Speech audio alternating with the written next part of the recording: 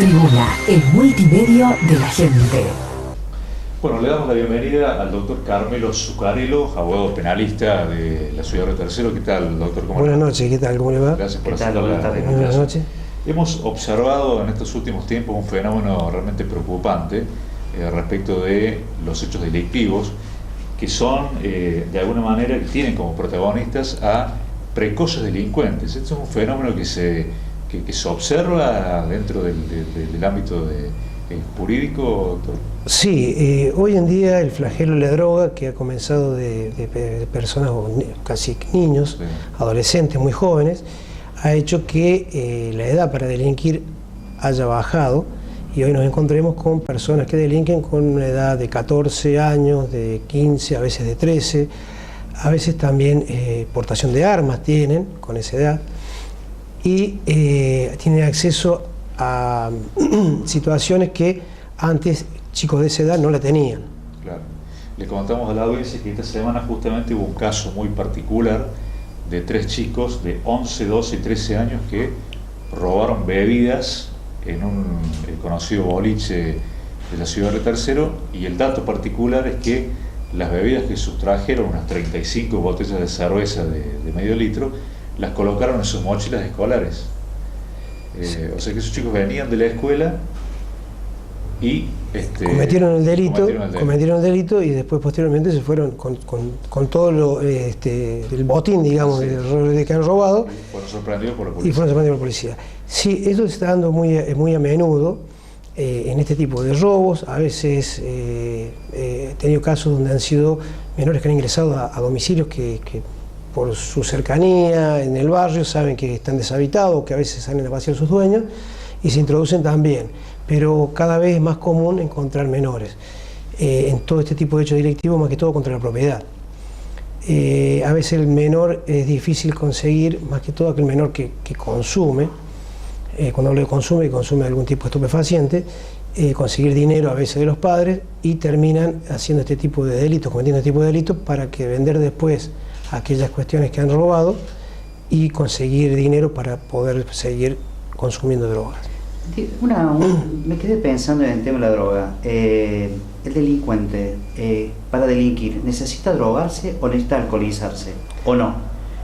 No, no necesariamente. O sea, el problema a veces, hay personas que son delincuentes de por sí, no necesitan ni drogarse ni alcoholizarse, pero hay otras personas que lo hacen para tomar coraje. De esa forma se desinhiben, ya que bueno, la droga, tanto como el alcohol, desinhiben a las personas, más que todo los frenos inhibitorios, y eso hace que se animen a cosas que si estuvieran en una situación normal no las harían. Pero cuando usted lo llaman de la policía, ¿usted es el abogado de los pobres, de los necesitados en ese sentido, de algunos delincuentes? ¿Lo llaman?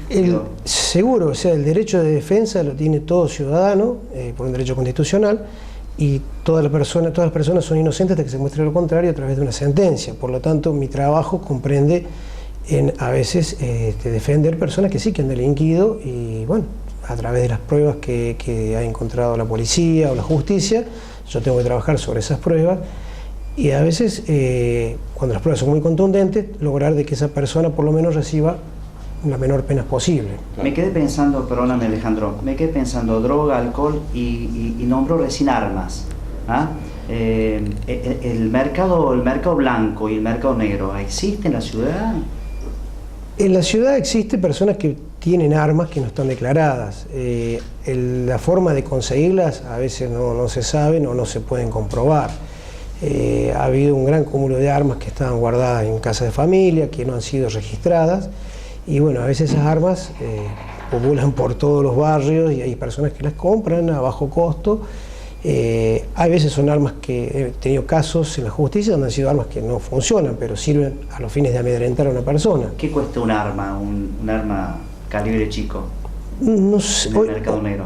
No, en el mercado negro no tengo idea de lo que puede costar un arma, no sabría decirle. Sé que hoy en día para tener un arma, con todas las previsiones que exige la ley, el RENAR, es muy difícil, porque tiene que tener no solamente el dinero para comprarlas, que son muy caras, sino también un test psicológico, tiene que tener un certificado de buena conducta, tiene que estudiar la forma de que se transporta también un arma, porque una cosa es la tenencia, otra cosa es la portación del arma, y otra cosa es el transporte de la misma. Las leyes exigen que el arma tiene que ir desarmada, en un lugar oculto, ¿no es cierto?, en una caja donde vaya, sin sus municiones, y las municiones tienen que estar separadas, cosa que no permite que una persona, ante un momento de bronca o de algún problema, hasta puede ser de tránsito que ha ocurrido ahora, hechos muy renombrados, saque el arma y salga disparando. Eso hace que al tener el arma descargada y tener que ir, colocar las balas, esa demora por ahí hace que la persona recapacite su situación. Para cerrar el tema del consumo de drogas en los delincuentes, uno que se ha ido a los juicios y va habitualmente a tribunales, es muy raro que un delincuente no admite que ha consumido drogas en alguna oportunidad, o que es adicto o que ha consumido drogas. Casi la mayoría, yo diría que todo el mundo, de los que son sometidos a proceso, han consumido alguna vez drogas. Sí, a veces es muy difícil que lo admitan, salvo en cuestiones de indagatoria. A veces juicio oral o indagatoria, a veces suelen, cuando les conviene, sí suelen reconocerlo, porque a veces puede ser un atenuante, haber hecho un hecho en un estado, digamos, de semi-inconsciencia debido al efecto de la droga o el alcohol. Eso a veces puede ser un atenuante, como lo es un agravante en un accidente de tránsito. Pero es difícil que ellos reconozcan. Pero existe, va de la mano a veces el delito con el consumo de drogas. Y hablaba Tito del mercado negro, ¿no es cierto? Fundamentalmente de los elementos del botín, digamos, sí. Los elementos robados. Ese mercado negro es complejo, se puede rastrear, es muy difícil desarticularlo. No es difícil. Lo que pasa es que hoy en día a veces cuestiones como la electrónica, que es muy cara a veces accederla, una computadora, lo que cuesta, y cuando se secuestran elementos de este tipo, la gente que lo ha comprado por el menor precio, porque ha creído que hacía un negocio, y eso hace que fomente el delito. Si no hubiera compradores de todos estos elementos robados, el que roba una computadora no tendría quien venderla y no le serviría. No quiere decir que con eso va a disminuir el delito, quizás roben dinero, pero por lo menos el tema de esos robos domiciliarios, donde entran a una casa, desvalijan una casa de electrodomésticos, si no tuvieran a quién vendérselos, se reduciría mucho. Bueno, hablamos de delincuentes precoces, ¿no? Y quizás deberíamos buscar la solución a la cuestión social y en la educación, fundamentalmente, ¿no? Sí, que allí están los puntos centrales para tratar de atacar esta problemática. La provincia de Córdoba, decretó, sancionó una ley del Consejo de la Minoridad que se ocupa, de todos estos menores que delinquen, que es competencia del juez de menores aquí en Río Tercero, que es el doctor Salazar, que es quien es competente en todo este tipo de causas. Depende del tipo de delitos, hay delitos que son menores donde se los detiene y luego que los padres comparecen a buscar a sus menores, se los entrega. En aquellos delitos que son más graves, hay un establecimiento, está contiguo a la cárcel de Bower, donde allí los dejan alojados, porque se llamaría antes, tipo con reformatorio, no sé la palabra que se usaba antes, pero es un lugar donde tratan de que esta persona, con psicólogos, con una ayuda de varios médicos, psiquiatras, de poder encaminar a esta persona a través de un tratamiento, y una vez que le dan el alta, que puedan volver a su casa con sus familiares, a pesar de ser menores. Antes, cuando eran menores de edad, fuera el delito que fuera, si fuera grave, se lo devolvían a sus padres. En este momento, el juez Salazar tiene potestad para poder detenerlos. O sea, que herramientas hay, digamos. Herramientas hay que aplicarlas.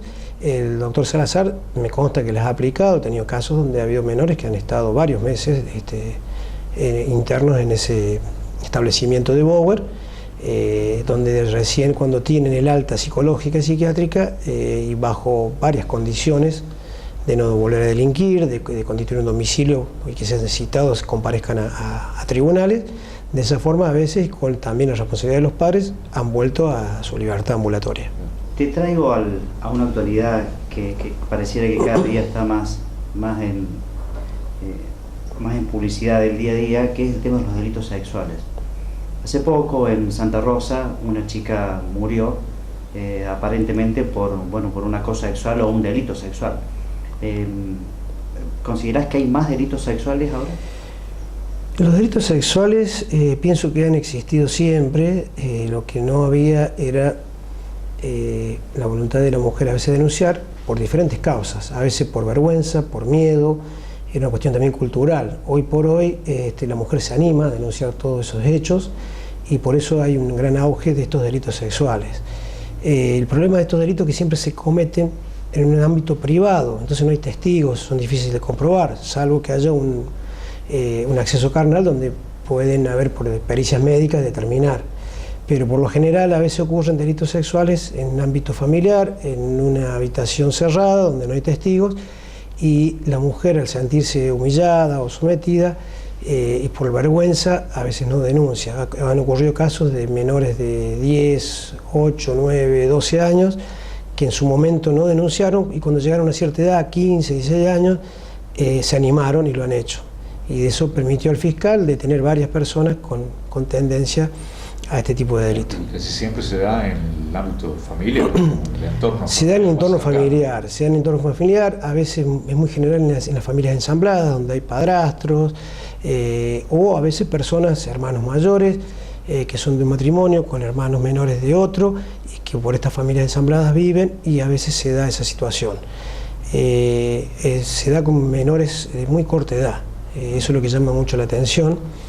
Y esas personas a veces no tienen tratamiento y cuando después están detenidos tampoco en la cárcel tienen un tratamiento para poder salir. Y uno a veces cuando ve la cantidad de tiempo que está detenido, no hizo un tratamiento, vuelve a recuperar la libertad a partir de 2/3 de la condena, supongamos, y puede una persona que ha abusado sexualmente de una mujer recuperar la libertad a los 6 años de estar detenido. Y si esa persona no hizo un tratamiento, no hizo nada, es una bomba latente que lo puede volver a cometer nuevamente. Claro. Pero vamos a cambiar el tema ya para ir finalizando, porque el doctor Zuccarello es también abogado de una de las partes de un juicio realmente muy resonante que se desarrolla en tribunales llamado caso Aguilera, ¿no? Donde hay una menor involucrada, sí. Involucrada con lesiones aparentemente producidas por su madre.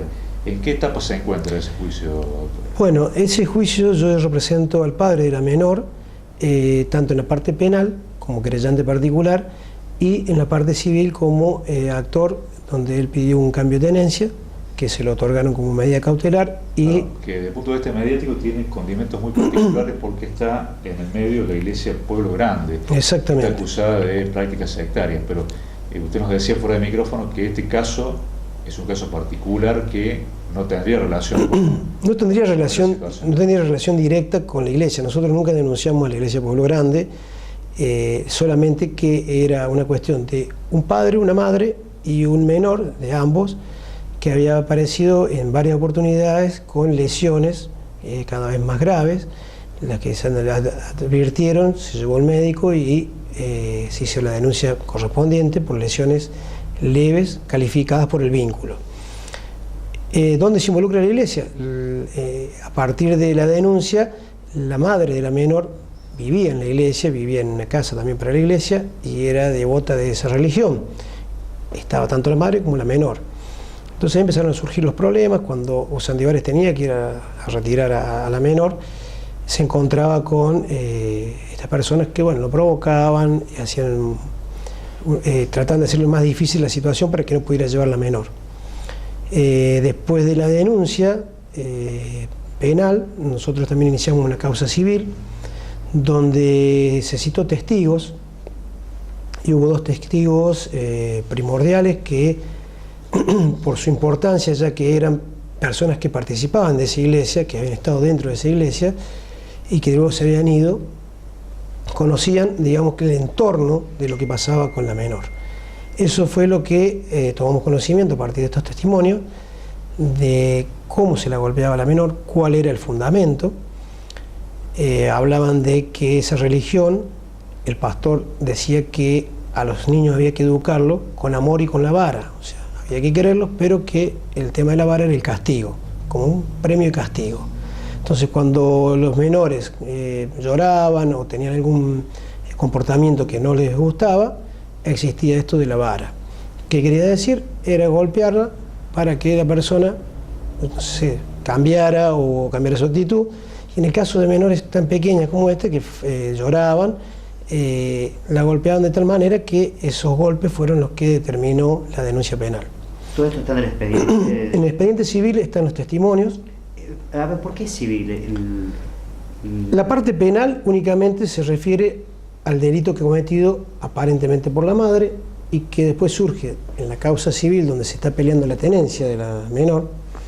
Surgen ahí los testimonios que involucran no solamente a la madre, sino a otros integrantes de la Iglesia Pueblo Grande, que también, de acuerdo a los testimonios de estas personas, habrían golpeado a la menor.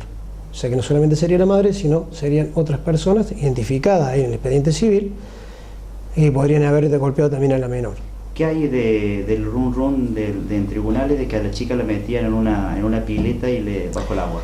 Bueno, esto surge también de los testimonios a partir de la denuncia del papá de la menor y que las marcas eran muy evidentes, entonces empiezan a tomar otro tipo de castigos. Uno de esos castigos era la de meter a la bebé en agua fría, en agua helada, en pleno invierno, o de meterla bajo la ducha también con agua fría, y a veces hasta otras prácticas de tipo torturas, que también por los testimonios dados surgía donde también le tapaban la nariz y la boca para que no respirara, y de esa manera dejaba de llorar. ¿Cuántos años tenía la nena en ese momento? La bebé tenía 1 año y algo, 2 años.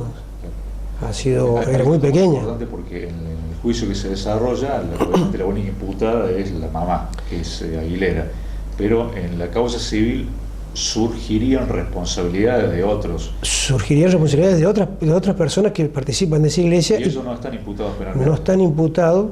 ¿Por qué? No sabemos por qué, porque estos testimonios también llegaron a la fiscalía y de oficio podría haber el fiscal actuado de oficio y haberlos imputado también. El fiscal Alejandro Carballo, el que tiene la causa. El fiscal que ha estado de turno, de acuerdo hay parte de la causa que está con el doctor Carballo y hay parte que está con la doctora Heredia. Sí, llama la atención también que desde hace años en la iglesia, ahí en Barrio Castanino, Barrio Belgrano, está la gendarmería custodiando la iglesia. Sí, eso ha sido a través de otros hechos que surgieron entre familiares de personas que están dentro de la iglesia, que según el pastor y la gente de la iglesia habían sido atacados, que no dejaban el libre culto, que es un derecho constitucional, y han realizado una denuncia en Buenos Aires y por eso le han mandado gendarmería para custodiar, pero nunca hubo ningún tipo de agresión contra la iglesia ni contra el libre culto. Acá lo que había era una menor golpeada y los que se involucraron en el hecho han sido los mismos integrantes de la iglesia, pero no ha habido una persecución religiosa tampoco, como se dijo, nadie... No, para dejarlo claro, quiere decir que la Fiscalía en este caso tiene todas las facultades para iniciar una investigación de oficio. Con esto sí. No solo de estos testimonios, sino también de varias denuncias que se hicieron. El señor Cardoso creo que era, que había hecho denuncias. Hay varias personas que han denunciado porque tienen esposas, hijos en esa iglesia, pero eso sí se corre en contra de la iglesia por esas personas, no el caso particular que yo represento, que es únicamente, digamos que subrepticiamente abarca la iglesia por una cuestión de que la menor y la madre vivían en esa iglesia. La situación actual de Aguilera, ¿cuál sería? La situación actual de Aguilera, ella estuvo detenida porque no se presentaba cada citación que se le hacía, entonces se la declaró rebelde y se pidió su captura. Una vez que la detuvieron, su abogado defensor pidió un arresto domiciliario, se le dio el arresto domiciliario y pasado el tiempo que ella cumplió con el arresto domiciliario, se le dio la libertad con la condición de que todos los lunes tiene que ir a la Cámara y firmar. ¿Está cumpliendo Está cumpliendo todos los lunes, comparece a la Cámara. No, nunca solicitó régimen de visita desde que la nena está con el padre, ni la vio jamás. ¿Y ella pidió una probation? En este momento pidió una probation, el debate estaba fijado primero para agosto, después fue octubre, la última fecha fue el 10 de diciembre, y antes de esa fecha pidió una probation, que es la suspensión de juicio a prueba. Este tipo de instituto se utiliza para algunos delitos menores, pero por una acordada del Tribunal Superior de Justicia y por jurisprudencia también acorde, no se otorga para delitos de violencia de género, violencia familiar y delitos sexuales. Sí, se supone que lo rechazarían. Lo van a rechazar. Su abogado defensor también lo sabe, simplemente que lo hace a los fines dilatorios, con el objeto de ver si la causa prescribe. Claro. Doctor, ya para finalizar, y quizás un par de preguntas, un poco más. La verdad, me quedé con muchas ganas de preguntarte, y me atrevo a molestarte. El sistema carcelario de la unidad regional, ¿cómo considera? ¿Está acorde? ¿Está aceptable? Sí, es un sistema de paso, o sea, es una alcaidía que recibe no solamente de acá de Río Tercero, sino como es la 10ª circunscripción, a veces detenidos de Almafuerte, de Hernando, todos llegan acá a la alcaldía de Río Tercero. Pero es un lugar de paso hasta tanto se le tome indagatoria o se hagan algunos otros trámites judiciales, a veces para un reconocimiento de persona. Una vez que se han desocupado, se los tiene que derivar a la cárcel, ya sea de Río Cuarto. Se reúnen las condiciones. Claro, ¿usted está conforme, con el aspecto de recursos humanos, edilicio? Para lo que está usándose la alcaldía, sí, o sea, para algo de paso. Para tener una persona detenida allí un tiempo mayor al necesario, no, porque digamos, son celdas, no tienen ventanas, no tienen ningún tipo de comodidad para el detenido. No es lo mismo que una cárcel, no tienen colchón, tienen televisión, sí, claro, tienen un baño acorde. Acá es algo de paso. Bueno, si es para tenerlo de paso, como se lo ha realizado, está acorde, pero digamos que no para tener una persona detenida el mayor tiempo de lo necesario, que es los trámites que tenga que hacer en tribunales. Doctor, bueno, las últimas preguntas ya desde el punto de vista quizás personal y profesional. ¿Hay casos que no defendería? A veces hay muchos casos que no quisiera defender, pero ocurre que hay personas que no tienen recursos y el tribunal, lo que se denomina abogado ad hoc, que es un abogado que pone el Estado. El Estado tiene únicamente 2 asesores letrados. Entonces, cuando esos 2 asesores letrados ya han actuado en la causa o están abarrotados de causa, se sortea entre los abogados de la matrícula de acá de Río Tercero. Lo que pasa es que la especialidad del derecho penal acá en Río Tercero no lo hacen tantos abogados. Entonces siempre el sorteo recae sobre los 4 o 5 que somos siempre los que hacemos derecho penal. Entonces había casos que sí, que uno no lo defendería, pero a veces por obligación del Estado lo tiene que defender. ¿Y qué casos le dan más la atención? Los delitos sexuales son los que más me hacen ruido. Más impactan, ¿no? Sí, lo que más me impactan son los delitos sexuales. ¿Podría indicar alguno? Y más que todo cuando hay involucrados menores de muy corta edad. Y por las características del delito, las cosas que a veces pueden hacer a un menor, y que a veces son personas que uno las conoce a diario o que las conoce por el trabajo y después uno se da cuenta de que esta persona en la intimidad podría cometer un delito de este tipo y que lo puede cometer con alguien cercano, como puede ser alguno de nuestros hijos o alguna persona de nuestra familia. Esas cuestiones hacen ruido y a veces uno trata de evitarlas, pero la obligación nuestra es de defender, como la tiene un derecho constitucional que tiene toda persona, y a veces uno lo hace también porque el Estado nos obliga, ¿no es cierto?, y no podemos negarnos. Yo me quedaría con una última pregunta, porque realmente está apasionante el tema, pero se nos va el tiempo, ¿no? La circunscripción judicial que tiene asiento en nuestra ciudad, ¿necesita una tercera fiscalía ya a esta altura para funcionar o con 2 es suficiente? No, necesitaría otra fiscalía y necesitaría más personal. Hoy por hoy tienen prioridad las causas con presos, por las mismas características que hay personas que están privadas de su libertad, pero aquellas causas donde no hay personas presas, a veces por la restitución de un vehículo, a veces uno para pedir un vehículo que se restituya demoran 3 meses, cuando puede ser algo más eficiente. No solamente falta personal en la justicia, sino también en la policía. Volviendo al tema de un vehículo, usted le secuestran un vehículo por una posible anomalía en la numeración de chasis o motor, hay un solo verificador que hace revenido químico, que es de Santa Rosa de Calamuchita. O sea que hasta que él no venga, junte 3 o 4 autos y haga la pericia, el auto queda ahí y usted queda sin el vehículo, a veces sin saber si realmente está adulterado o no.